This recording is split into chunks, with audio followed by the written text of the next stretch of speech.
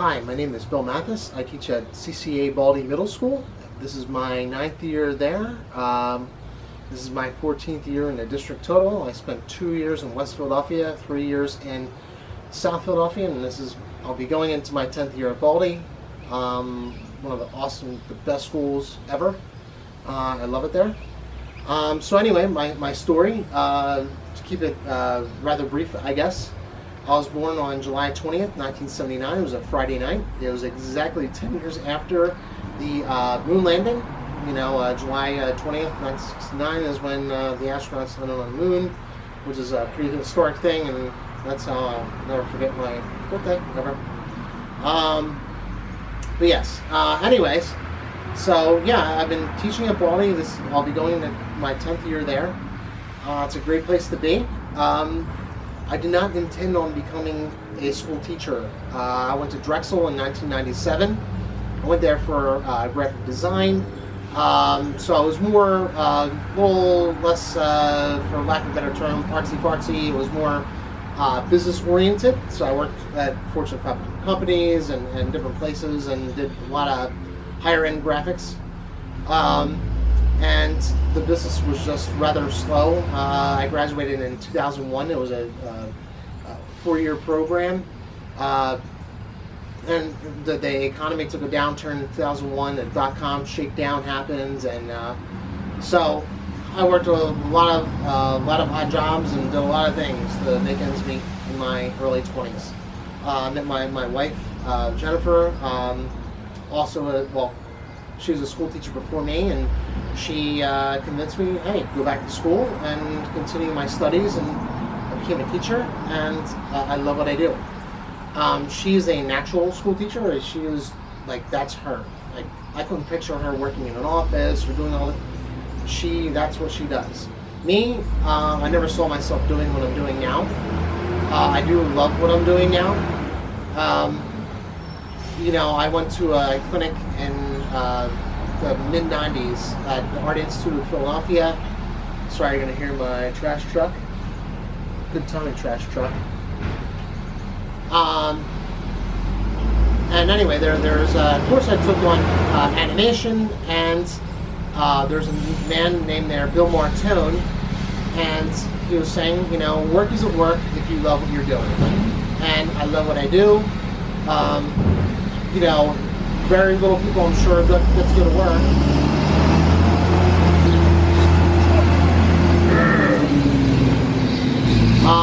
Very little people get to go to work and basically be a rock star. You know, I go to school. It's awesome because you know that you're wanted, you're needed, you're cared for, you care for your kids, and I don't know. I love my job.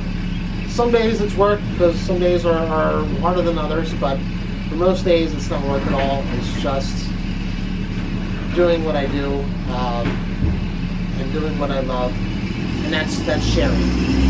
I can teach all the things that I know. I don't care if it's drumming to art to whatever it is. I can teach. The whole big piece of that is, you know, just sharing what you have inside, sharing that fire that you have inside. You know, we all have that fire. Not all people share it, but I think it's a good thing to do. The fire is like a metaphor for your passion. What do you love? What do you care about? I care about a lot of things. You know, I go to work and I have one of the coolest jobs ever. I used to wear shirt and ties all the time, and I can still do that. But I can also wear, I don't have one on now, but like my silly shirts with cartoons on them. Because that's art. Art tells a story. You know, this is from the 1950s, so well before I was born. You know, my parents were only like, 4 or 5 years old when this came out. Art is everywhere. I love story, I love visuals, I love sound, I'm a drummer. I love all things creative. And that could be in any shape or form.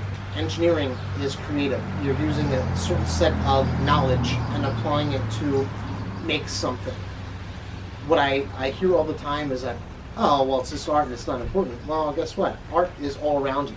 From more eye candy cool things to toys that I got when I was a little kid in 1983 or 84, whenever I came out,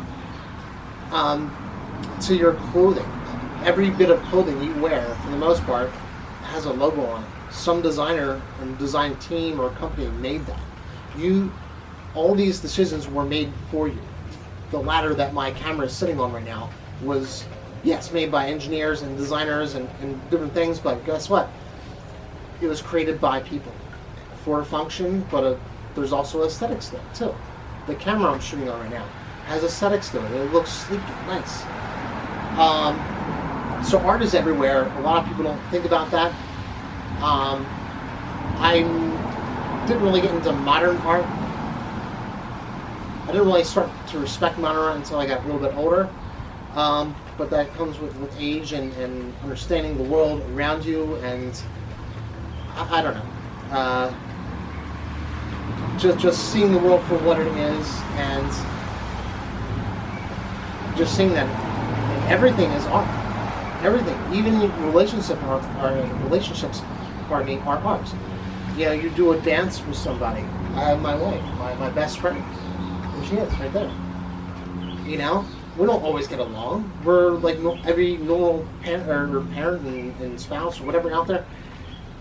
Yeah, we have disagreements, this and that, but you know, there's that ebb and flow, that give and take, that art. It takes art and that art-minded mind to make that go together and make that dance. You know, so art is everywhere. So what is my why? I don't know what my why is. Well, maybe I do. My why is simple. You know, I feel like, you know, Walt Disney said it very correctly. The most important thing is family.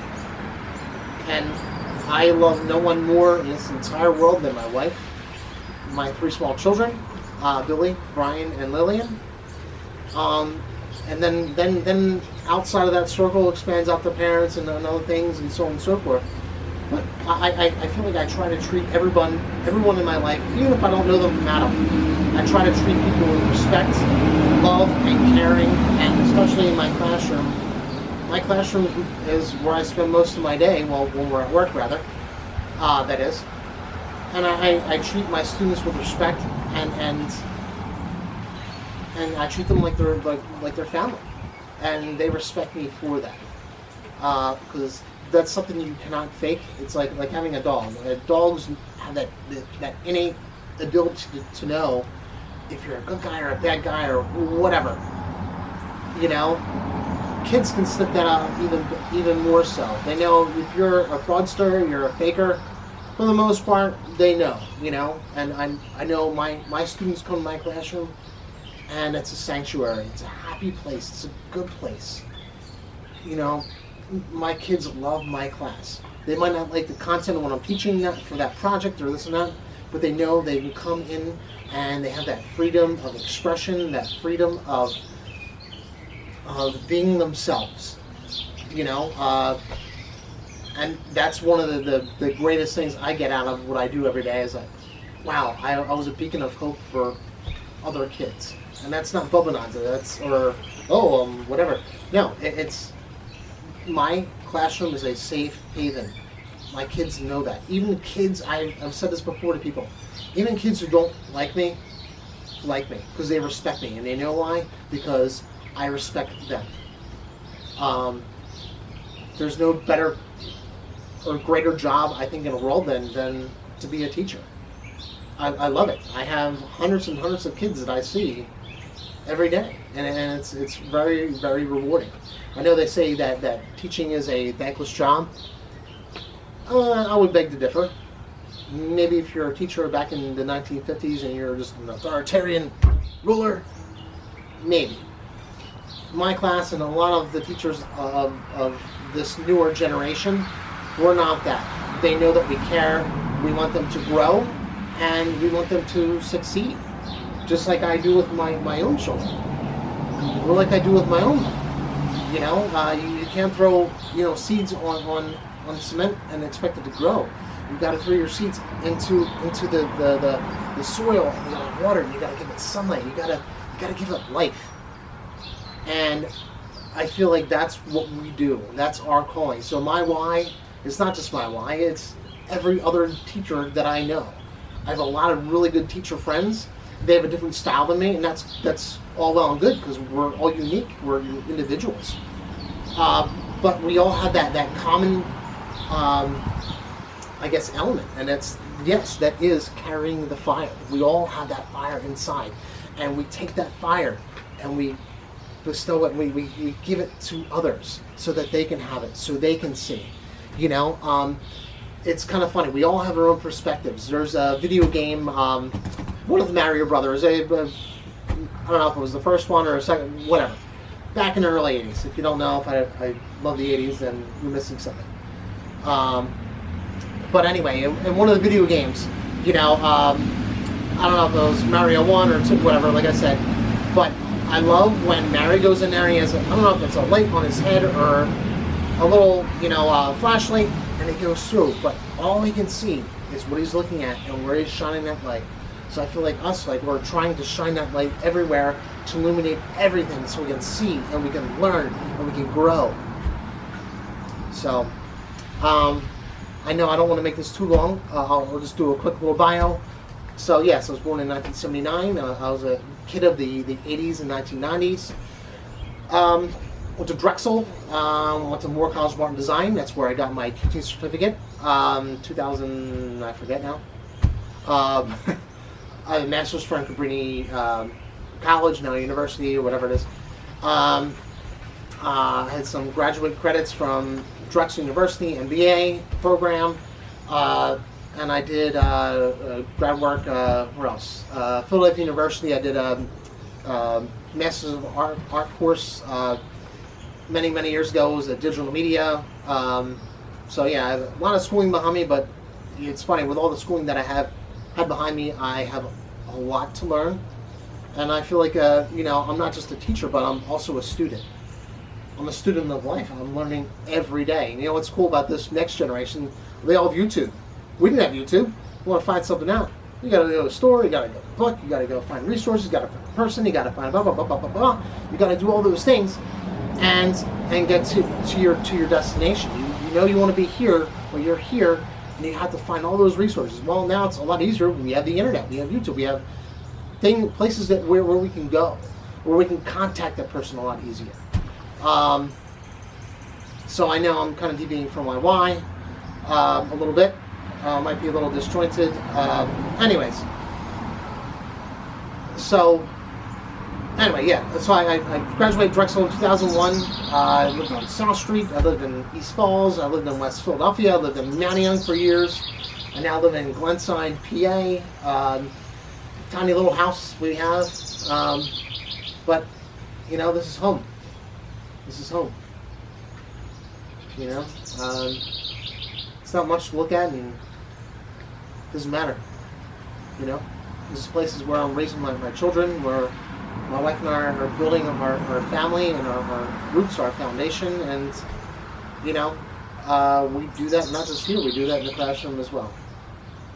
So, not sure if this is too short or too brief or too long, or I'm not sure. I don't have a counter on right now, but anyway, the most important thing is family.